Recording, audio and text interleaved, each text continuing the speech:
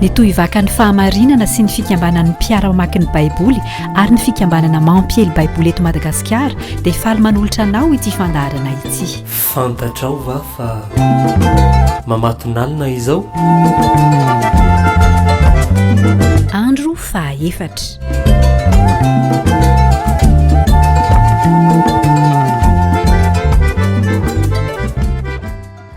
Ampifaliana sy ampitiavana indray ry havana no hamanginanao ao anatin'izao fandaharana Mamatonalina izao. Mamatonalina 420 sy 20 indray no mamangy anao. Mamatonalina tamin'ity indray mandeha ty dia nieritreritra mihitsy an'le hoe andray tena sarobidy mihitsy kay no nanaovana an'le anarana hoe Mamatonalina. Ao amin'ny Baiboly ny Mamatonalina any amin'ny fiambenana any dia efa mila mivonona tsara ny mpiambina. Mamatonalina niresany aminy hoe mety ho tonga Mamatonalina ny fiverenan'ny tompo dia milaza fiambenana ny Mamatonalina, milaza famomandro koa hoe vonona ve ianao hitsena ny mpapakatra fa Mamatonalina izao. Fa indrindra ihany koa Mamatonalina Jesosy Kristy matetika dia amin'ny Mamatonalina no miakatra eny tendrombohitra hivavaka. Misy hevitra sarobidy kay ao anatin'ity fandaharana Mamatonalina ity. Andesika hivavaka alohan'ny hijerentsika indray ny Mamatonalina amin'ity taona 420 sy 20 ity.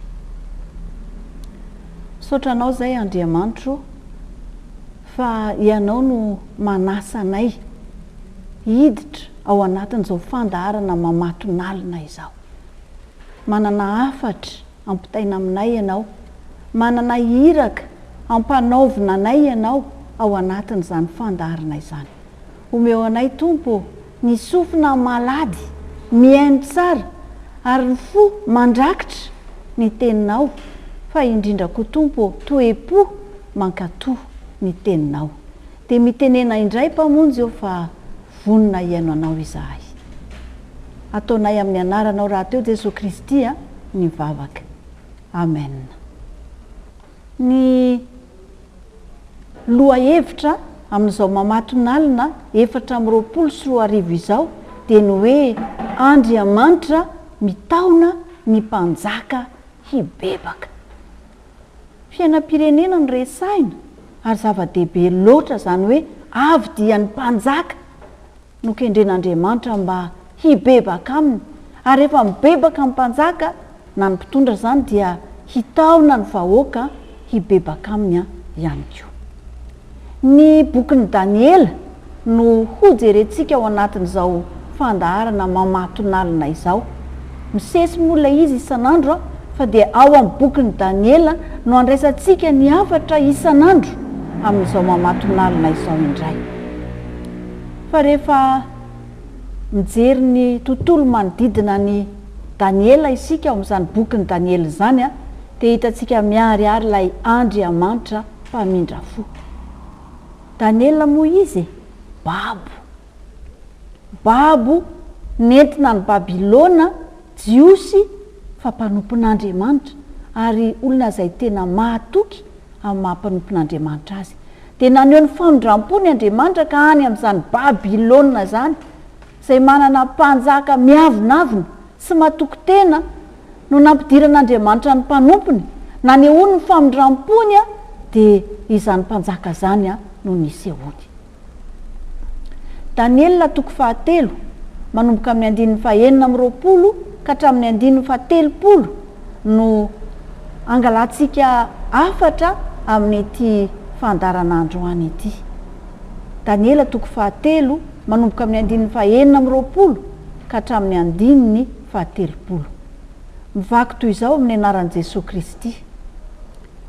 Dia nanatona ny varavaran'ny laforo, nisy afo mirehitra Nebokadnezara ka niantso hoe ry Sadraka sy Mesaka sy Abednego, mpanompon'Andriamanitra avo indrindra, mivoa ka avy aty. Dia nivoaka avy tao anatin'ny afo Sadraka sy Mesaka ary Abednego. Dia nifanatona ny solompanjaka sy ny mpanapaka sy ny gobernora ary ny mpanolotsain'ny mpanjaka ka nahita ireo lehilahy ireo fa tsy nanan-kery ampaninona ny tenany akory ny afo, na nisy singa ambolo ny kaikona tamin'ny lohany na niova ny lobany ary tsy nisy fofona afo akory taminy. Nebokadnezara ny teny ka nanao hoe isaorina ny Andriamanitra Sadraka sy Mesaka sy Abednego izay naniraka ny anjeliny hamonjy ny mpanompony izay natoky azy, ka nandika ny tenin'ny mpanjaka ary nanolotra ny tenany tsy hanompo na hivavaka amin'izay andriamanin-kafa afa-tsy ny andriamaniny ihany. Ka dia manao lalàna aho fa ny fokom-pirenena sy ny firenena sy ny samy hafa fiteny rehetra izay manao teny tsy mety ny amin'Andriamanitra Sadraka sy Mesaka sy Abednego dia ho tetitetehana ary atao trano fivoahana ny tranony, fa tsy misy andriamanin-kafa mahavonjy tahaka n'izao. Ary Sadraka sy Mesaka sy Abednego dia nasandratry ny mpanjaka tamin'ny Babilôna sy ny fehiny. Izay no angalantsika hafatra amin'ity androany ity. Ny zavatra nitranga teo aloha dia famerenana kely fotsiny hoe nanao sary olona volamena lehibe Nebokadnezara, dia namoaka didy izy rehefa aveo hoe rehefa tsofina ny trompetra dia iankohoka eo amin'ilay sary olona lehibe, ny olona rehetra tsakanavaka hatrany amin'izay ao amin'ny fanjakany rehetra, ny gouvernoura, ny mpife rehetrarehetra, ny vahoaka rehetra ihany koa. Fa izao Sadraka sy Mesaka ary Abednego dia tsy nanaiky ny ankohoka teo amin'ilay sary olona lehibe. Ary efa niteny tamin'ny mpanjaka, satria nambara taminy hoe tsy miankohaka izy rehefa tsofina ny trompetra, dia niteny tamin'ny mpanjaka hoe raha vao tsy miankohaka nge nareo dia atsipy eo anatin'ny laforo mirehitra afo e. Ary tena natao avy fitoeny mihitsy ny hafanan'ny laforo rehefa niteny azy ny mpanjaka, fa niteny izy ireo nanao hoe tsy ankohoka amin'ny Andriamanitra ao izahay ry Nebokadnezara, fa ny anay ny Andriamanitray ny ankohofanay, ny Andriamanitray ihany no iankohofanay, ary io Andriamanitray io dia manana ny fahefana sy ny hery afaka mamonjy anay amin'ny lelafo mirehitra, ary na tsy hanao izany azy izy izay tsy ankohaka amin'ny Andriamanitra ao. Izay no teo aloha, fa ny zavatra nisy dia zao hitantsika zao, voavonjy ireto lehilahy ireto, ary tao anatin'ny laforo aza nisy toy ny zanak'Andriamanitra nitsangana niaraka tamin'izy ireo, dia io hitantsika io ny toy ny androany. Fahagagana lehibe tsy nisy toa azy no nasehon'Andriamanitra. Ho famantarana izany, aiza tonoina fa ny fahagagana ataon'Andriamanitra dia ho famantarana avy amin'Andriamanitra anehoany ny maha-Andriamanitra azy. Nahita ny fahaveloman'i Jehova Andriamanitra i Nebokadnezara. Ilay mpanjaka hoe niavinavina tsy nahalala n'Andriamanitra, nahita ny fahaveloman'Andriamanitra Nebokadnezara. Dia zao no nambarany. Dia nanatona ny varavaran'ny laforo nisy afo mirehitra Nebokadnezara ka niantso hoe ry Sadraka sy Mesaka sy Abednego, mpanompon'Andriamanitra avo indrindra, mivoa ka avy aty. Dia nivoaka avy teo anatin'ny afo Sadraka sy Mesaka ary Abednego. Ny antsony Nebokadnezara an'Andriamanitra eto dia ny hoe Andriamanitra avo indrindra. Petsaka Andriamanitra ny vavahana sy ny tompona ny Babilôniana, fa eto izy dia nyresy lahatra ny hoe ity no Andriamanitra avo indrindra. Miaiky ny maha-Andriamanitra avo indrindra lay Andriamanitra Sadraka sy Mesaka ary Abednego, mpanompon'Andriamanitra avo indrindra.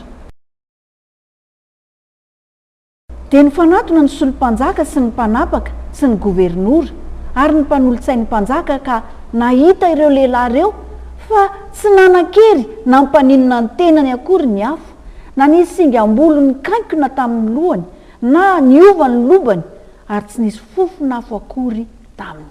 Tsy nanan-kery ny afo. Afo zany tena mandevona, aza mba mainy afo ihany, marary zany, mandevona zany. Rehefa dorana amin'ny afo ny zavatra anankiray, eny fa ny vatan'olona koa aza dia tena hoe levona, vovoka sisa no mijanona eo. Ny afo dia mandevona ary mamainy doran'izany afo zany. Fa izao tsy nanan-kery tamin'reto mpanompon'Andriamanitra ireto ny afo gaga, ny solompanjaka, ny mpanapaka, ny gouvernoura, ny mpanolotsainy ny mpanjaka raha teo koa moa gaga, tsy nanan-kery na mpaninona ny tenany akory ny afo. Na ny singam-bolo aiza moa reza ny volo tratra ny afo zany avy hatrany dia mikaikona, fa tsy nikaikona na dia singam-bolo ray azy, lobaka tsy niova, tsy nisy fofona afo akory tamin'ny fahagagana lehibe avy amin'Andriamanitra. Ten'Andriamanitra avo indrindra tokoa ty Andriamanitra Sadraka sy Mesaka ary Abednego ity. Ary Andriamanitra mamonjy. Hoy ihany ny toy ny tenin'Andriamanitra. Nebokadnezara no miteny, ka dia manao lalàna fa ny fokom-pirenena sy ny firenena sy ny samy hafa fiteny rehetra izay manao teny tsy mety ny amin'Andriamanitra Sadraka sy Mesaka sy Abednego dia ho tetitetehany ary atao trano fivoahana ny tranony, fa tsy misy andriamanika hafa mahavonjy tahaka izao.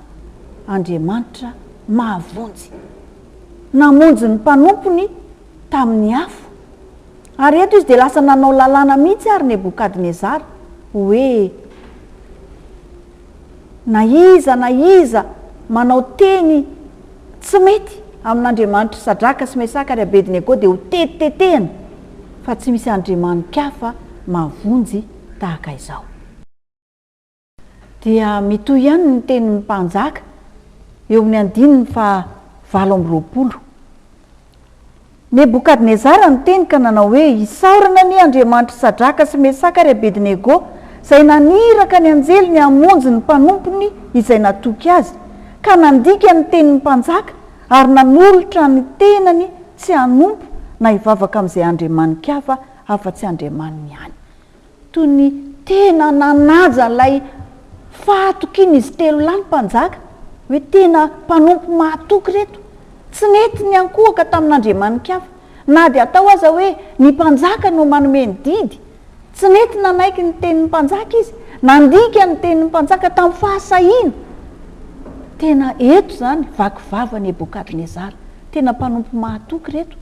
Ary ny zavatra nitranga nataon'Andriamanitra ho an'ny mpanompo mahatoky dia izao, novonjen'Andriamanitra ny mpanompony mahatoky. Andriamanitra namonjy ny mpanompony mahatoky. Zava-dehibe ny ananana izay hoe fahatokiny eo anatrehan'Andriamanitra izay, eny fa na dia ny andavana ny mpanjaka azy, ary hitan'Andriamanitra marimarina izao fa netiny nandavany azy, hay le Andriamanitra hivavahany no tena Andriamanitra. Ho tahaka izany eny mpanompon'Andriamanitra rehetra, samy joro, samy andahy izay mety ho marimaritra iraisana amin'ny sampy, marimaritra iraisana amin'ny andriamanika hafa, dia mandahy mijoro amin'ny fahamarinana eo anatrehan'Andriamanitra. Dia hoy ny mpanjaka hoe ilay Andriamanitra hivavahany Sadraka sy Mesaka ary Abednego dia namonjy ny mpanompony mahatoky. Ny 1telopolo farany, ary Sadraka sy Mesaka sy Abednego dia nasandratry ny mpanjaka tamin'ny Babilôna sy ny feny. Nomeny ny mpanjaka toeram-boninahitra ny mpanompon'Andriamanitra. Hitany hoe mahatoky, hitany hoe endry, hitany hoe mijoro amin'ny fahamarinana, dia nomeny ny mpanjaka toeram-boninahitra teo anatrehan'ny vahoaka rehetra. Andriamanitra mitaona ny mpanjaka hibebaka. Andriamanitra mitaona ny mpanjaka hibebaka. Ao anatin'izany aloha dia inona ny toetran'Andriamanitra hitantsika?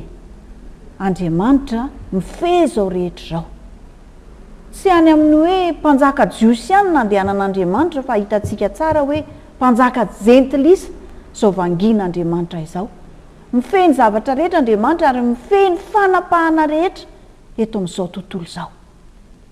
Andriamanitra mamangy na dia ny olona miavonavona aminy aza, nanao azy ho tsinitsinina, ny jentilisa hafa firenena, fa tsy jiosy, mamangy koa Andriamanitra. Mamangy izay miavonavona aminy. Maneho ny famondrampon'Andriamanitra izany. Toa hitantsika eto mihitsy ny fitiavan'Andriamanitra ny Nebokadnezara, ka nampahafantariny azy ny ten'Andriamanitra mba tsy hirona ny lavo zao amin'ireo andriamanitra tsy izy ny sampy ny babiloniana. Naseho ny andriamanitra tamin'ny alalan'ny famantarana fa izy no tena andriamanitra. Andriamanitra manambara ny tenany amin'ny mpanjaka. Indraindray tsika mety mieritreritra hoe ny mpitondra atsika ve mahalala n'Andriamanitra? Azo antenaina ve hitodika amin'Andriamanitra? Matokian'Andriamanitra. Andriamanitra afaka manambara ny tenany foana amin'ny olona rehetra, na ny miavonavina azy, na ny tsy tia azy azy, na ny manda azy azy, ireo manompo sampy azy, afaka manambara ny tenany amin'ireny rehetrarehetra ireny Andriamanitra. Teto zany Nebokadnezara dia nahafantatra n'Andriamanitra ho mpamonjy ny mpanompony amin'ny fahoriana. Hitany teto miariary ny Andriamanitra an'Andriamanitra. Mpanjaka Nebokadnezara nanaiky fa Andriamanitry Sadraka sy Mesaka ary Abednego no Andriamanitra avo indrindra. Na betsaka ary ireo Andriamanitra hitany teo amin'ny fiainany dia hitany zao fa io ny tena Andriamanitra avo indrindra, Andriamanitra mahery, Andriamanitra velona. Nahita ny zava-mahagaga nataon'Andriamanitra fa tsy nanan-kery tamin'ny mpanompon'Andriamanitra ny afo. Ny afo izay tokony andevona tsy nanan-kery. Entina milaza fa ilay Andriamanitra avo indrindra ny ekeny zao no Andriamanitra mahery indrindra. Andriamanitra mamonjy ny mpanompony mahatoky. Ary nasehon'ny Sadraka sy Mesaka ary Abednego mpanompo mahatoky azy, ka nahatehiderana nahitan'ny mpanjaka Nebokadnezara zao eo, tena nahatoky. Za mpanjaka lehibe zao ary, mpanjaka ny babiloniana ny laviny, fa ny Andriamanina ny tena mekeny teny. Dia hitany fa mahavonjy ny mpanompony mahatoky eo Andriamanitra io. Ny zavatra natao Nebokadnezara dia nomeny toerana teo amin'ny fanjakany ireo mpanompon'Andriamanitra avo indrindra mahatoky ireo.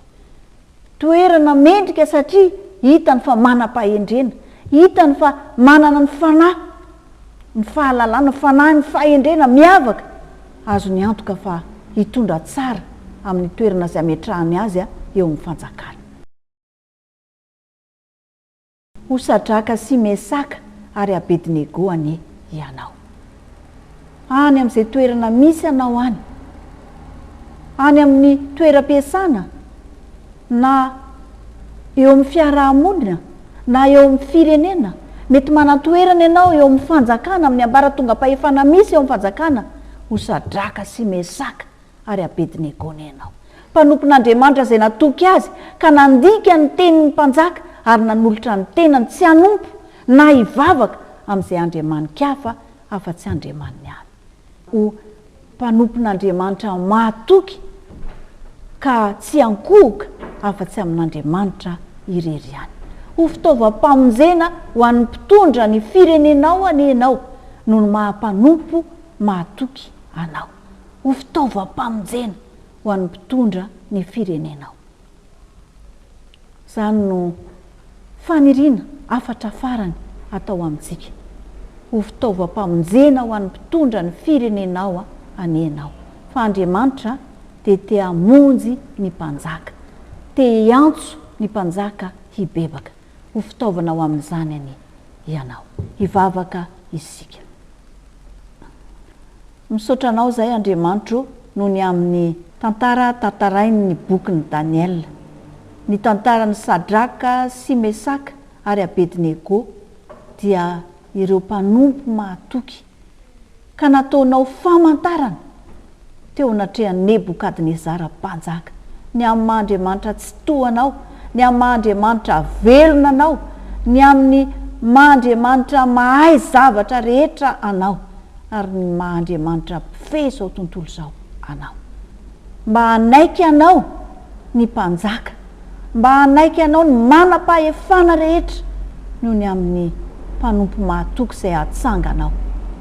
Hoy izay rehetra ny aino ane izany tompo malalo. Hatsanganao ho mpanompo mahatoky aneo ny voninahitra sy ny fahavelomanao. Ho marina, ho mahatoky, tsy miala na mandahanao. Ho mpanompo mitoetra amin'ny fahamarinana noho ny aminao ka na misy aza ny fandavana anao eo amin'ny manodidina sy eo amin'ny tontolo manodidina dia hijoro amin'ny fahamarinana kosa satria ianao no Andriamanina ary ho fitaovana tsara eo am-pelantananao hanehoana fa Andriamanitra mamonjy ianao, Andriamanitra manangana ianao ary Andriamanitra maneho fahagagana satria te hiantso ny olona rehetra hibebaka ary ao anatin'izany ny mpanjaka sy ny manam-pahefana rehetra. Tompo, misaotra noho ny afatry ny teninao, anainga anay hijoro ho tahaka ny Sadraka sy Mesaka ary Abednego ane izany, mba hahatonga anay ho mpanompo mahatoky, ho fitaovana amonjena ny manam-pahefana eto amin'ny firenenay sy ny vahoaka rehetra eto amin'ny firenenay. Amin'ny anaranao Jesosy Kristy no hanomana anay izany vavaka izany. Amen. Koa miambena ianareo fa tsy fantatrareo izay andro hiaviany tompontrano na ho hariva na ho Mamatonalina na ho maneno akoho na ho maraina. Marika toko fa 3:10 andiny fa 5:30.